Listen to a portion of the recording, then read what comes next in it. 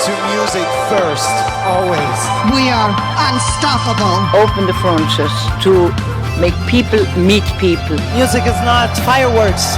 Music is feeling. You're good to go. Thank you, vote for the music!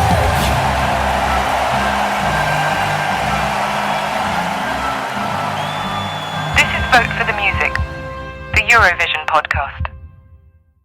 Hello and welcome back to Vote for the Music, the Eurovision podcast. I'm Benjamin Widdybank. And I'm Tadeusz. Now today we will be concluding our quickfire reviews of the second semi-final of the Eurovision Song Contest 2024, which will take place on the 9th of May in Malmö. Yes, it is very close. In fact, 2 weeks today is the day after the grand final. So it's all getting very exciting. Rehearsals already started. They started yesterday. But of course, we bring you some coverage of that later in the week, so stay tuned for that. But for now, we come to the final song, song 16 in the running order of the second semi-final, which is the Dutch entry from Joost Klein, Europapa.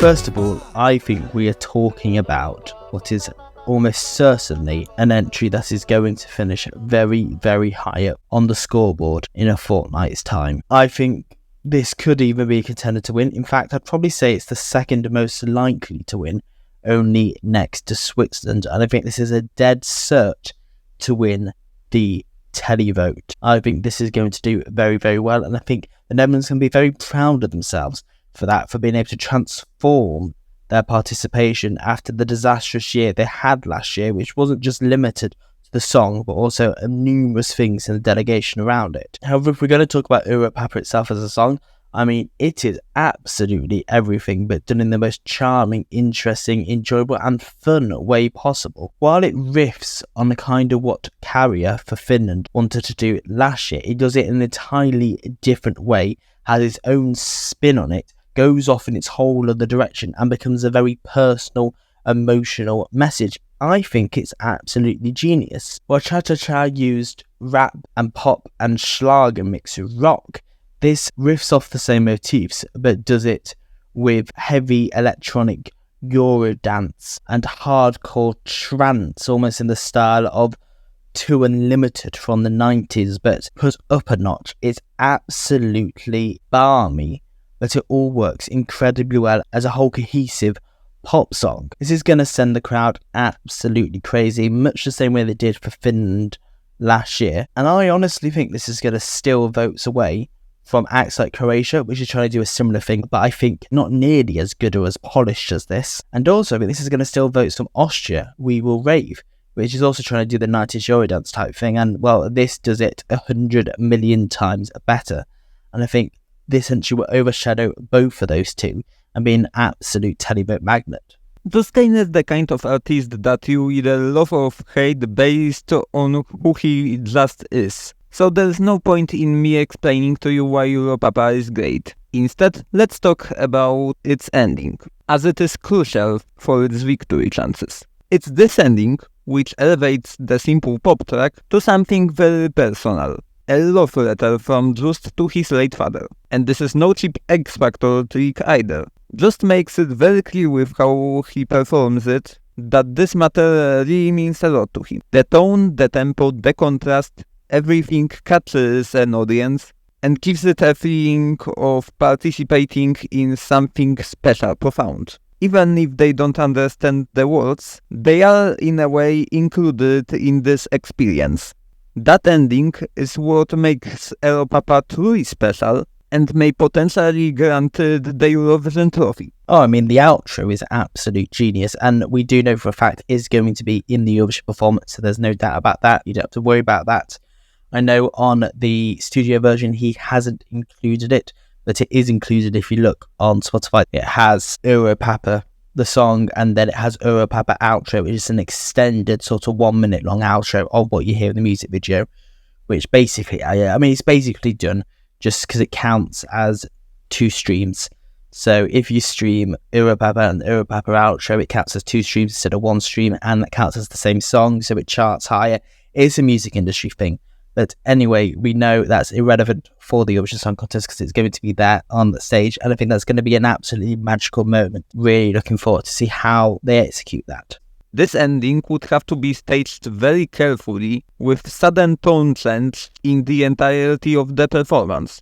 However, well executed, it would be exactly what Netherlands needs to win. Something to one-up every other participating act. A brand new achievement in Eurovision stage direction, comparable to Channel's Dance Break. And I think just like we had with Spain, after their rehearsal, they started being considered a proper contender where they hadn't before. And I think once the Netherlands rehearse on Tuesday, people are going to be talking far more about the Netherlands and far less about Croatia. Because as I said, I think the Netherlands is going to be the stronger overall package of that. And I think it's going to be the one the voters will, in the final, gravitate toward. Honestly, I really don't see a reality where this does not come top 3. And I think with almost near certainty, it is winning the televote. The bookies underestimated him at first, and that was a mistake. Because once Europapa arrived, it became very clear that the Netherlands may win this whole thing once again. One thing it's definitely winning is the semi-final. They already had big chances, but the last place in the running order basically guarantees that, as we've seen last year. I mean, it's not always the case, but last year, yes, the song that closed semi-final 1 was Cha Cha Cha by Carrier, which won its semi. The song which closed semi-final 2 was Promise by Voyager, which also won its semi. Historically, this is not always the case, but it does look likely that that will once again repeat itself, at least on this semi-final. And I do believe the Netherlands indeed will win it because it is televote only, even if they do not win the whole contest, potentially to a song also in the semi-final, just like we had last year with semi-final 1 with Carrier finishing first and Loreen finishing second. But overall, I think this is a fantastic entry. I think it's going to do really well, and I think the Netherlands can be really, really proud of themselves. So thank you for listening to our quickfire review there of the Dutch entry for this year's Eurovision Song Contest. Now, tomorrow, as we have come to the end of our semi-final half, you will get a full podcast episode with all of our quickfire reviews of the second half of the second semi-final for your listening as a omnibus. And following that, on Tuesday, we will start our quickfire reviews of the Big Five and Sweden, which will continue right through the week to the beginning of the Eurovision Song Contest 2024. And to keep up to date with all of that, please remember to follow us on Spotify, Apple Podcasts, Amazon Podcasts, wherever else you might get your podcasts, and that includes YouTube, where you can subscribe to us, leave a comment down below, or give us a like. You can also interact with our Q&As on Spotify. But until then, thank you so very much for listening, and remember to vote for the music.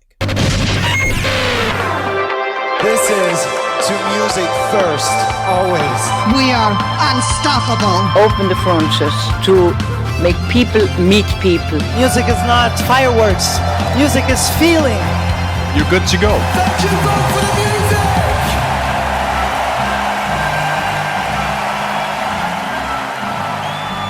This is Vote for the Music, the Eurovision podcast.